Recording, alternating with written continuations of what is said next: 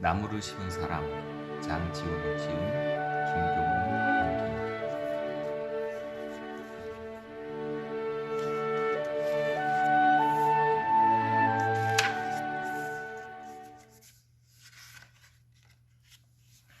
한 인간이 참으로 보기 드문 인격을 갖고 있는가를 발견해내기 위해서는 여러 해 동안 그의 행동을 관찰할 수 있는 행운을 가져야만 한다. 그의 행동이 온갖 이기주의에서 벗어나 있고 그 행동을 이끌어 나가는 생각이 더없이 고결하며 어떠한 보상도 바라지 않고, 그런데도 이 세상에 뚜렷한 흔적을 남긴 것이 분명하다면 우리는 틀림없이 한 잊을 수 없는 인격과 마주하는 셈이 된다.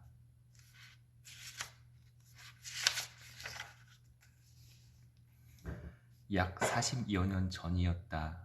나는 여행자들에게는 전혀 알려져 있지 않은 고원지대를 오래오래 걸어서 올라다니곤 했다. 그 고지는 프로방스 지방으로 뻗은 알프스 산맥 위의 아주 오랜 고장에 자리 잡고 있었다. 이 지역은 동남쪽과 남쪽으로는 시스테론과 미라보 사이에 있는 뒤랑스 강의 중류를 경계로 하고, 북쪽으로는 드롬강의 원천으로부터 디에까지 이르는 강의 상류를 끝으로 하고 있었다. 그리고 서쪽으로는 꽁따 브레생 평원과 방뚜산의 지맥이 그 끝이었다. 그곳은 바스, 낮은 프랑스 지방의 북부 전부와 드롬강의 남쪽 및 버클리즈 지방의 일부 작은 지역에 걸쳐 있었다.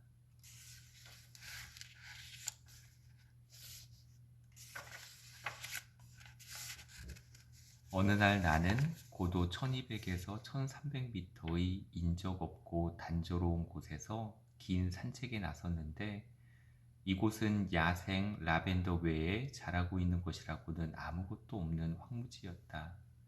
나는 폭이 가장 넓은 곳으로 이 지역을 가로질러 걸었다.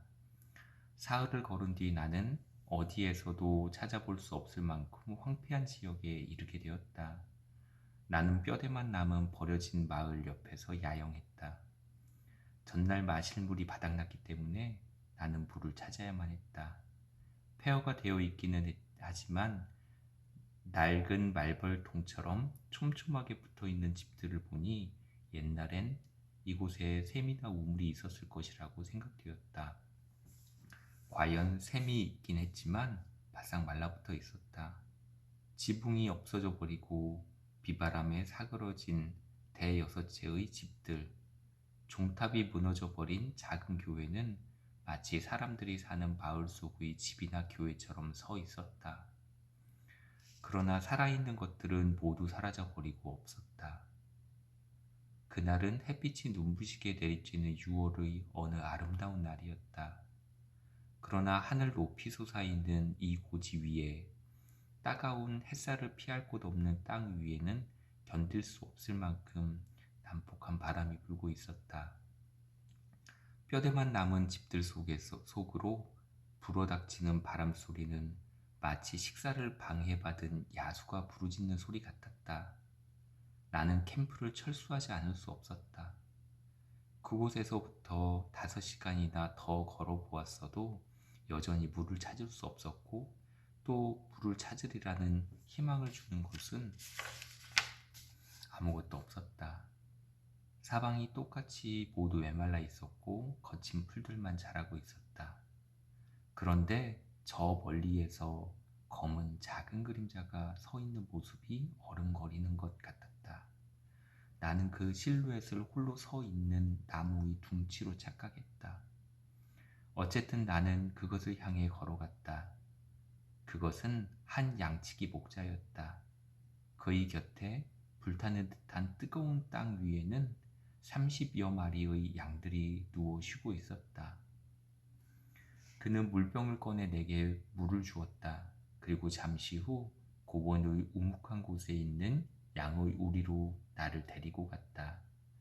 그는 간단한 도로를 설치해 놓고 깊은 천연의 우물에서 아주 좋은 물을 깃고 있었다. 그 사람은 거의 말을 하지 않았다. 그것은 고독하게 살아가는 사람들의 특징이지만, 그러나 자신감이 있고 확신 속에 자부심을 갖고 있는 사람으로 느껴졌다. 모든 것을 빼앗겨버린 이런 곳에 그런 사람이 살고 있다는 것은 뜻밖의 일이었다. 그는 오두막이 아니라 돌로 만든 제대로 된 집에서 살고 있었다. 그 집은 그가 이곳에 왔을 때 발견한 폐가를 어떻게 혼자 힘으로 수리해 놓았는지를 아주 잘 보여주었다. 지붕은 튼튼했고 물 새는 곳도 없었다. 바람이 지붕을 두드려 기와 위에서 내는 소리가 마치 바닷가의 파도 소리 같았다. 살림살이는 잘 정돈되어 있었다. 그릇은 깨끗하게 씻겨 있었고 마루는 잘 닦여 있었으며 총은 반질반질했다. 불 위에는 수프가 끓고 있었다. 그때 나는 그 역시 산뜻하게 면도한 얼굴을 하고 있고 옷에 단추가 단단히 달려 있으며 기운 것이 눈에 보이지 않게 옷이 세심하게 수선되어 있는 것을 알 수 있었다. 그는 수프를 나누어 주었다. 식사 후 담배 쌈지를 권하자 그는 담배를 피우지 않는다고 했다. 그의 개 또한 주인처럼 조용했으며 거칠지 않고 상냥했다. 내가 여기서 그날 밤을 묵어야 한다는 것을 곧 알게 되었다. 가장 가까운 마을이라도 하루하고 반 이상을 더 걸어야 했기 때문이다. 게다가 이 지역에는 마을들이 거의 없다는 것을 나는 잘 알고 있었다. 이곳 고지대의 기슭에는 서로 멀리 떨어진 너댓 개의 촌락이 흩어져 있을 뿐이었는데 그 마을들은 차가 다니는 길의 맨 끝에 떡갈나무 숲속에 자리 잡고 있었다. 그곳엔 수출 만드는 나무꾼들이 살고 있었다. 사람들이 힘들게 살아가고 있는 곳이었다. 여름에도 겨울만큼이나 날씨가 혹독한 곳에 촘촘하게 모여 살면서 모든 가정들은 닫힌 세계 속으로 이 이기심만을 키워가고 있었다. 분별 없는 야심은 이곳을 벗어나려는 끊임없는 욕망 속에서 정상을 벗어난 행동으로 나타나고 있었다. 남자들은 트럭으로 시내에 수출 운반하러 갔다가 돌아오곤 했다. 아무리 굳센 품성을 지닌 사람일지라도 끊임없이 반복되는 실망을 견디지 못하고 무너져 버리곤 했다. 여인들은 또한 가지가지 원한을 마음에 품고 있었다. 사람들은 모든 것을 놓고 경쟁했다. 숯을 파는 것을 놓고 교회의 자리를 놓고 경쟁했다. 미덕들을 놓고 악덕을 놓고 그리고 선과 악이 뒤엉그러진 것들을 놓고 끊임없이 경쟁했다. 게다가 바람 또한 쉬지 않고 신경을 자극했다. 그래서 자살이 그리고 언제나 죽음이 죽음으로 몰고 가는 정신병들이 전염병처럼 번졌다. 담배를 피우지 않는 그 목자는 조금만 자루를 찾아 들고 와서 도토리 한 무더기를 테이블 위에 쏟아 놓았다. 그는 그 도토리 하나하나를 아주 주의 깊게 조사하기 시작하더니 좋은 것과 나쁜 것을 따로 구별했다. 나는 파이프 담배를 피워 불었다. 도와주겠다고 했으나 그는 자기가 해야 할 일이라고 말했다. 사실 그가 이 일에 기울이는 정성을 보고 나는 더 고집할 수 없었다. 우리의 대화는 그것이 전부였다. 그는 아주 굵은 도토리 한 무더기를 모으더니 그것들을 10개씩 세어 묶음을 만들었다. 그러면서 그는 작은 것이거나 조금이라도 금이 간 것들을 제쳐놓았다. 더 자세히 조사하기 위해서였다. 그렇게 해서 완벽한 상태의 도토리가 100개 모아졌을 때 그는 일을 멈추었고 우리는 잠자리에 들었다. 이 사람과 함께 있으면 평화가 있었다. 다음날 나는 그의 집에서 하루 종일 쉴 수 있게 해달라고 청했다. 그는 그것을 아주 당연하게 생각했다. 아니, 더 정확히 말하자면 아무것도 그를 방해할 수 없다는 인상을 나는 받았다. 그 휴식이 나에게 반드시 필요한 것은 아니었다. 그러나 나는 호기심을 느꼈고 그에 대해 더 알고 싶었다. 그는 양떼를 꺼내어 풀밭으로 데리고 갔다. 떠나기 전에 그는 세심하게 골라 개수를 세어 모은 도토리 자루를 물 양동이에 담갔다. 나는 그가 지팡이 대신 대략 길이가 1.5m 정도 되고 엄지손가락만큼 굵은 쇠막대기를 들고 있는 것을 보았다. 나는 산책하며 쉬며 그가 간 길을 나란히 따라갔다. 양들의 목장은 작은 골짜기 아래에 있었다. 그는 작은 양떼를 개가 돌보도록 맡기고는 내가 서 있는 곳을 향해 올라왔다. 나의 무례함을 꾸짖으러 오는 것 같아 두려웠으나 전혀 그것이 아니었다. 그것은 그가 가는 길이었다. 그는 내게 달리 할 일이 없으면 자기를 따라오라고 청했다. 그는 거기서 산등송이를 향해 200m를 더 올라갔다. 그가 가려고 한 곳에 이르자 그는 땅에 쇠막대기를 박기 시작했다. 그렇게 해서 구멍을 만들어 그 안에 도토리를 넣고 다시 구멍을 덮었다. 그는 떡갈나무를 심고 있었다. 그곳이 그의 땅인지 나는 물었다. 그는 아니라고 대답했다. 그러면 그 땅이 누구의 것인지 알고 있는 것일까? 그는 모르고 있었다.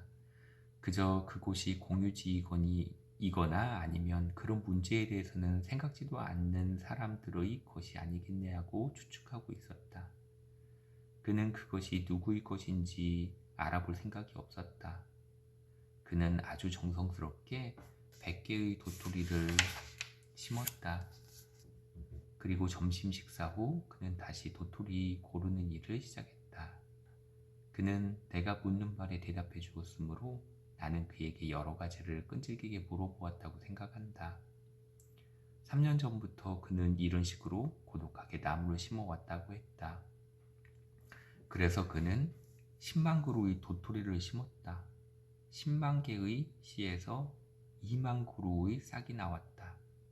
그러나 산 짐승들이 나무를 갉아먹거나 예측할 수 없는 신의 섭리에 속하는 일들이 일어날 경우 이 2만 그루 가운데 또 절반가량이 죽어버릴 것이라고 그는 예상했다. 그렇게 되면 예전에는 아무것도 없었던 이 땅에 1만 그루의 떡갈나무가 살아남아 자라게 될 것이다. 그제서야 나는 그의 나이가 궁금했다. 그는 분명히 50세가 넘어 보였다. 55세라고 했다. 이름은 엘제아르 부피에였다. 지난날 그는 평지에 농장 하나를 갖고 있었고 그곳에서 인생을 가꾸며 살았다. 그런데 하나밖에 없는 아들이 죽었고 뒤이어 아내를 잃었다. 그 후 그는 고독 속에 물러앉아 양들과 개와 더불어 한가롭게 살아가는 것을 기쁨으로 알게 되었다. 그는 나무가 없었기 때문에 이곳의 땅이 죽어가고 있다고 판단했다. 그는 달리 중요한 일거리도 없었으므로 이런 상태를 개선해 보기로 결심했다고 덧붙였다. 그때는 나 역시 젊은 나이에도 불구하고 고독하게 살아왔기 때문에 다른 고독한 사람들의 영혼에 섬세하게 접근할 줄 알았다. 그럼에도 불구하고 나는 한 가지 실수를 저질렀다. 정확히 말해서 내 젊은 나이는 나 자신과 관련 지어서만 그리고 어떤 행복의 추구만을 염두에 두고 미래를 상상케 했던 것이다. 그래서 나는 30년 후면 1만 그루의 떡갈나무가 아주 멋진 것이 될 것이라는 말을 하고 만 것이다. 그는 아주 간단하게 대답했다. 만일 30년 후에도 하느님이 그에게 생명을 주신다면 그동안에도 나무를 아주 많이 심을 것이기 때문에 이 1만 그루는 바닷속의 물방울 같을 것이라는 것이었다. 게다가 그는 벌써부터 너도밤나무를 번식시키는 것을 연구해 오고 있으며 그의 집 근처에 이 나무의 열매에서 길러낸 묘목원을 갖고 있었다. 울타리를 세워 양들이 접근하지 못하게 잘 보호해 놓은 묘목들, 즉 그 연구 재료들은 아주 아름다웠다. 그는 또한 지면에서 몇 미터 지하에 어느 정도 습기가 고여 있을 것 같은 땅에는 자작나무를 심으리라 생각하고 있다고 말했다. 그 다음 날 우리는 헤어졌다. 다음 해 1914년에 전쟁, 1차 세계대전이 일어나 나는 5년 동안 이 전쟁에 참가했다. 나는 한낱 보병 병사의 몸이었으므로 나무에 대해서는 거의 생각할 수 없었다. 진실을 말한다면 그런 일 자체는 나에게 아무런 흔적도 남기지 못했다. 나는 그것을 하나의 화제거리라든가 우표수집 같은 것으로 여겼고 잊어버리고 있었다. 전쟁에서 벗어났을 때 나는 아주 작은 액수의 제대 보너스를 받았으며 신선한 공기를 조금이라도 마시고 싶은 강한 욕망에 사로잡혀 있음을 알았다. 인적 없는 그 황무지로 가는 길을 다시 찾아들었을 때 나에게는 그런 바람 이외에는 다른 아무 생각도 없었다. 그곳은 변함이 없었다. 그러나 폐허가 된 마을 너머 멀리에서 무슨 회색빛 안개 같은 것이 카펫처럼 상등성이를 덮고 있는 것이 보였다. 사실 난 여기 오기 전날부터 나무를 심던 그 목자를 다시 생각하기 시작했다. 1만 그루의 떡갈나무라면 꽤 넓은 공간을 차지하고 있을 거야 하고 나는 생각했다. 나는 지난 5년 동안 너무 많은 사람들이 죽어가는 것을 보았기 때문에 엘자르 부피에 역시 죽었으리라고 쉽게 상상했다.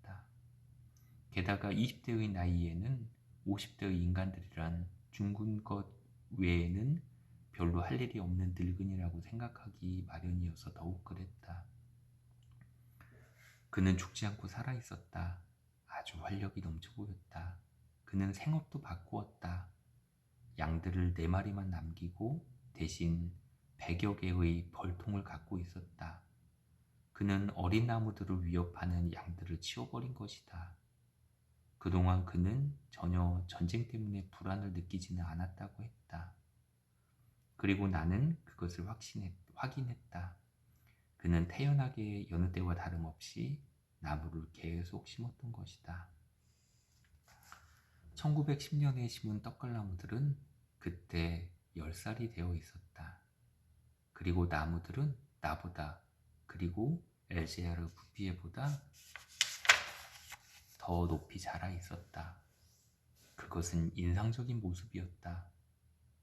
나는 문자 그대로 말문이 막혔다. 엘제아르 부피에도 말이 없었기 때문에 우리는 침묵 속에서 그가 키워놓은 숲을 산책하며 하루를 보냈다. 숲은 3구역으로 나뉘어져 있었는데 가장 폭이 큰 것은 11km나 되었다. 이 모든 것이 오로지 아무런 기술적인 장비도 지니지 못한 한 인간의 손과 영혼에서 나온 것임을 기억할 때마다 나는 인간이란 파괴가 아닌 다른 분야에서는 하느님처럼 유능할 수 있다는 것을 깨닫곤 한다. 그는 자기 생각을 꾸준히 실천해가고 있었다. 내 어깨 높이에 와닿는 너도막나무들이 눈앞에 끝없이 펼쳐져 있는 광경이 그것을 증명해주고 있었다. 떡갈나무는 빽빽이 자라 있었고 들짐승에게 갉아먹혀 피해를 입는 나이를 넘어서 있었다. 신 자신이 이 피조물을 파괴하려는 섭리를 갖고 있다면 앞으로는 태풍에게나 도움을 청해야 할 것이다. 그는 또 감탄할 만큼 잘 가꾸어진 자작나무 숲을 보여주었다. 5년 전, 그러니까 1915년 내가 베르동 전투에서 싸우던 시기에 심은 나무들이었다. 밑에 습기가 있으리라고 정확하게 짐작했던 묻은 땅에 그는 자작나무를 심었던 것이다. 자작나무들은 젊은이같이 부드러웠고 아주 단호한 모습으로 서 있었다. 창졸한 연달아서 새로운 결과를 만들어내는 것 같다. 하지만 엘제아르 부피에는 그런 데에는 관심이 없었다. 아주 단순하게 자신의 일을 고집스럽게 추구할 뿐이었다. 마을로 다시 내려왔을 때 나는 사람들의 기억 속에서는 늘 말라붙어 있던 시내에 물이 흐르고 있는 것을 보았다. 아주 오랜 옛날 어느 때는 이 말라붙었던 시내에 물이 담겨 있었다고 한다. 내가 이 이야기를 시작할 때 소개했던 쓸쓸한 마을들 가운데 몇몇은 옛 갈로 로망의 터전 위에 세워져 있었는데 아직도 그 시대의 흔적이 남아 있었다. 그래서 한때 고고학자들이 와서 이곳을 파헤쳤고 그들은 여기에서 낚시바늘을 찾아내곤 했다. 그러나 20세기에는 약간의 물을 얻기 위해서도 저수통의 도움을 받지 않을 수 없게 되었던 것이다. 바람도 몇 가지 씨앗들을 흩어놓았다. 그래서 물이 다시 나타나자 그와 함께 버드나무가, 골풀이, 풀밭이, 정원이, 꽃들이, 그리고 삶의 이유 같은 것들이 되살아났다. 그러나 그 모든 변화는 아주 천천히 일어났기 때문에 습관처럼 익숙해져서 아무런 놀라움도 가져다 주지 않았다. 산토끼나 멧돼지들을 잡으려고 외롭게 산을 타는 사냥꾼들은 작은 나무들이 많이 번식하고 있는 것을 분명히 확인했으나 그것은 그저 땅이 자연스럽게 부리는 변덕 탓이라고 여겼다. 그래서 아무도 이 사람의 일에 간섭하지 않았다. 사람들이 그에게 의심을 두었다면 그들은 그에게 반감을 가졌을 것이다. 그는 의심을 느끼게 할 만한 데가 없는 사람이 없다.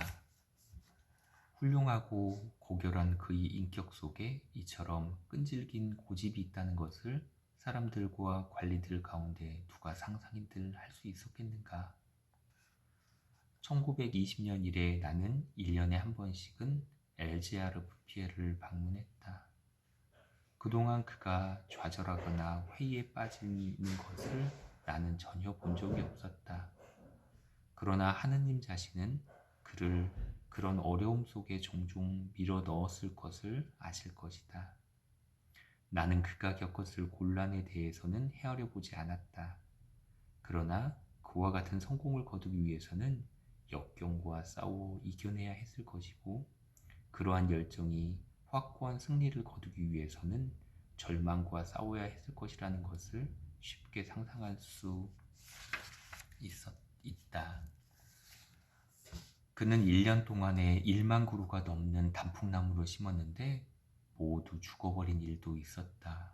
그래서 그 다음 해가 되자 그는 단풍나무를 포기하고 너도밤나무를 다시 심었으며 그리하여 떡갈나무들보다 더 성공을 거두었다.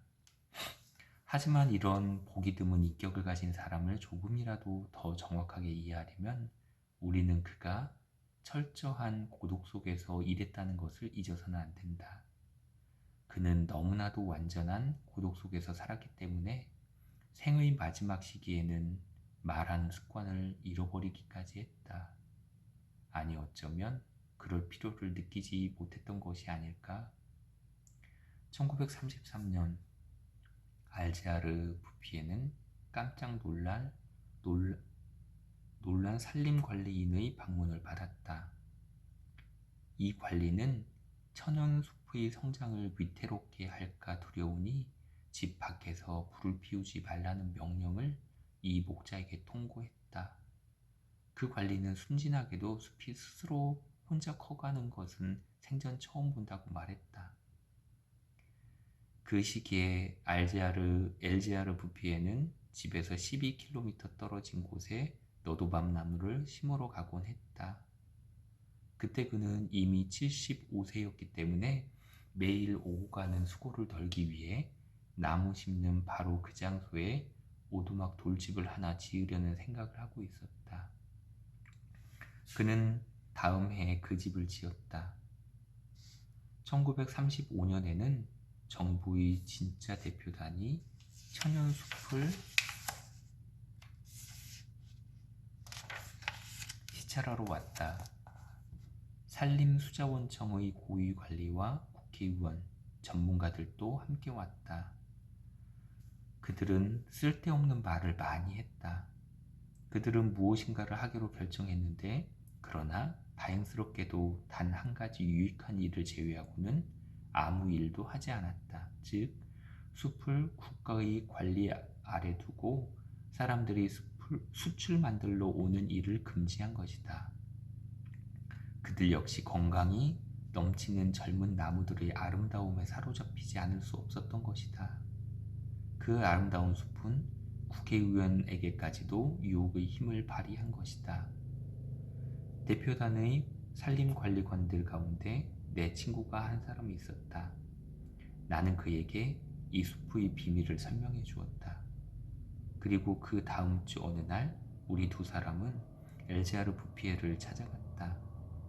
우리는 대표단이 시찰한 시점에서 20km쯤 떨어진 곳에서 한참 일하고 있는 그를 발견했다.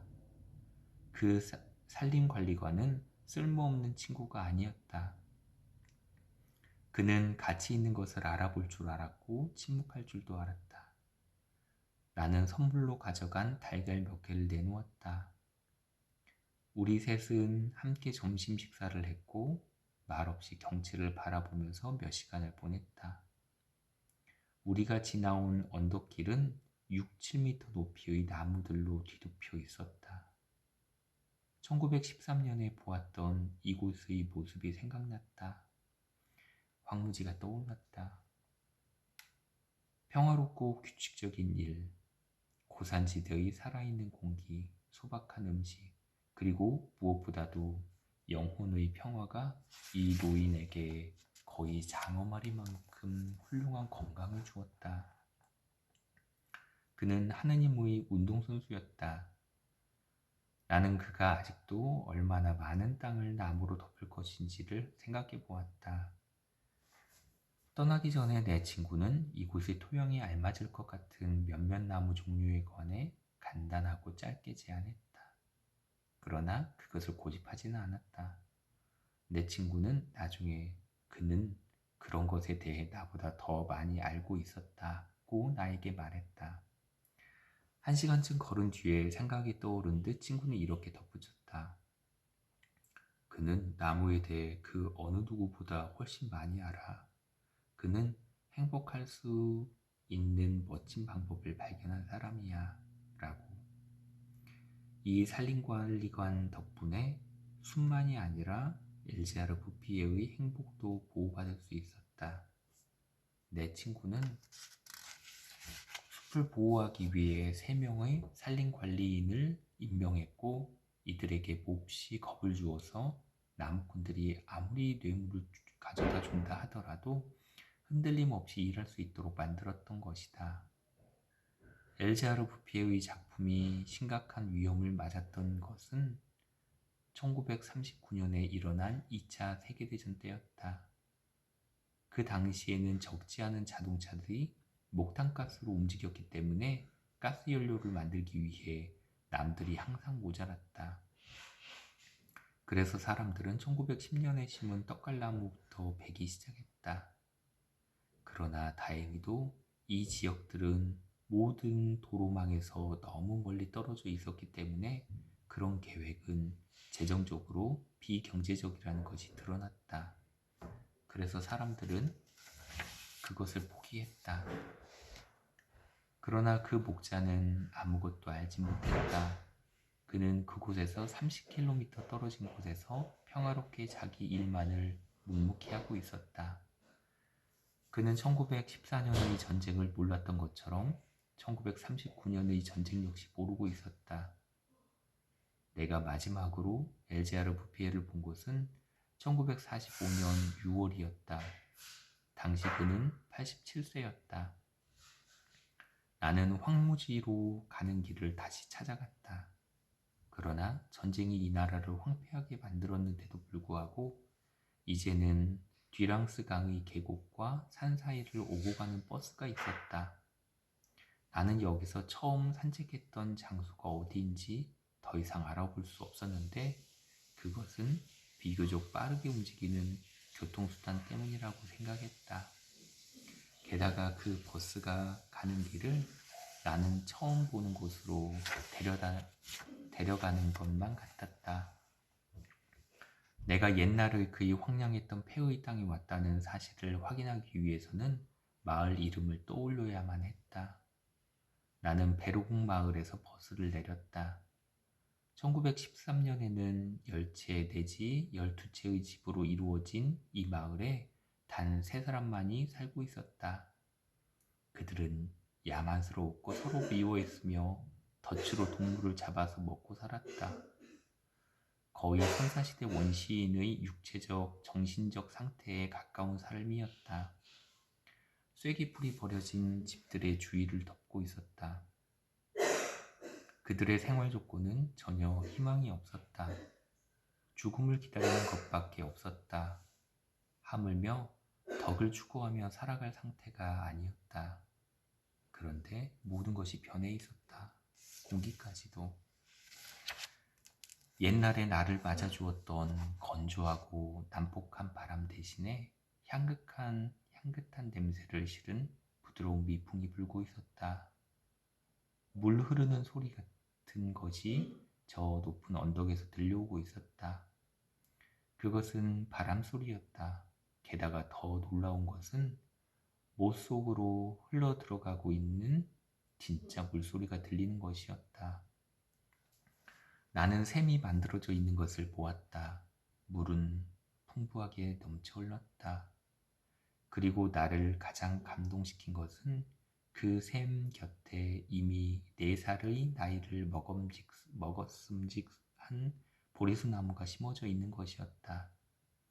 이 나무는 벌써 무성하게 자라 있어 의문의 여지 없이 부활의 한 상징임을 보여주고 있었다. 더욱이 베르공 마을에는 사람들이 노동을 한 흔적이 뚜렷했다. 사람은 희망을 가져야만 일을 할 수 있다. 그러니까 희망이 이곳에 다시 돌아와 있었던 것이다.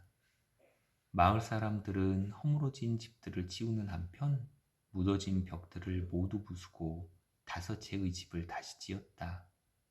그 뒤 마을 사람들의 수는 28명이 되었는데 그 가운데는 4쌍의 젊은 부부도 있었다.